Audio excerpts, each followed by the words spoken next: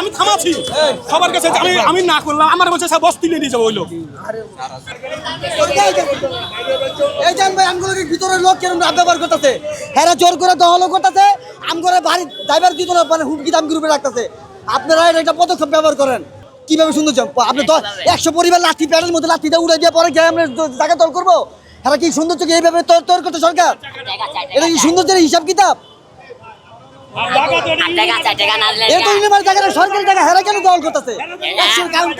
এটা তো ইউনিমার্টের জায়গা না স্যার, আমরা একটা কাউন্টার দিয়ে পড়ছি, এই জায়গায় এসে দখল করে এই যে আমার দায়িত্ব ভিডিও বানাইয়া দেন, নিচে বানাইয়া দিচ্ছে। আমরা হামলা করি না, হেরা আগে হামলা করছে, আমরা হামলা করবো কেন?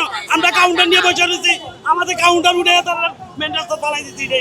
এরপরে আপনাদের কাউন্টার ধরে আমরা বিড়াইতে আছে। আপনাদের কি আগে কিছু বলেছে? না, আগে কিন্তু বলে নাই, তারা কিছু বলে নাই, আমাদের কিছু বলে নাই। জায়গা তো এর না, জায়গা হচ্ছে সিটি কর্পোরেশন। সিটি কর্পোরেশন বললে আমরা উঠে যাবো, সরকারি জায়গা। সিটি কর্পোরেশন বললে আমরা উঠে যাবো ভাই। তারা টাকা দিয়ে এই জায়গা দখল করতে চাইতেছে। আপনি দেখেন না পুলিশ প্রশাসনের কথা বলে না, এই যে কাজটা বন্ধ করতেছে, তারা কাজ চালাইতে আছে ভাই। সুন্দরভাবে আমরা অল্প একটু জায়গার ভিতরে আমরা ব্যবসা করতেছি, এটাই আমাকে সংসার ভাই, এটাই আমরা ভাই পোলাপান নিয়ে চলি ভাই। আমরা চাই যে তো মনে করেন ভাই এইখানে আমরা অনেক দিন ধরে 30 বছর আছে আমরা এখানে থাকি ভাই। এখন সমস্যা কোথায়? সমস্যা ভাই যে ঝালাই দিচ্ছে, ফুল গাছ লাগাচ্ছে, তো আমরা বসতে পারবো না ভাই, বসতে পারবো আমরা কি করে ভাই? এটা আমরা সংসার কাউন্টারে এটা কারা উঠাচ্ছে? ওরা তো বলতেছে যে সিটি কর্পোরেশন বা সরকার উঠাচ্ছে ভাই। এটা ফুল গাছ দিচ্ছে, দিচ্ছে সিটি কর্পোরেশন নাকি ভাই? হ্যাঁ জিজ্ঞেস করে দেখেন। সিটি কর্পোরেশন চাইলে কাজ করতে পারে, কিন্তু সিটি কর্পোরেশনের ম্যাজিস্ট্রেট সহ যখন আসছিল উনি বলছে যে এখানে পরিষ্কার করার জন্য, কিন্তু এই কর্তৃপক্ষ কি করছে, তার বলে চলে গেছে। তারপর ওনারা গাছ নিয়ে আসছে, গাছ নিয়ে এসে জায়গাটা দখল করে ফেলছে ডাইরেক্ট।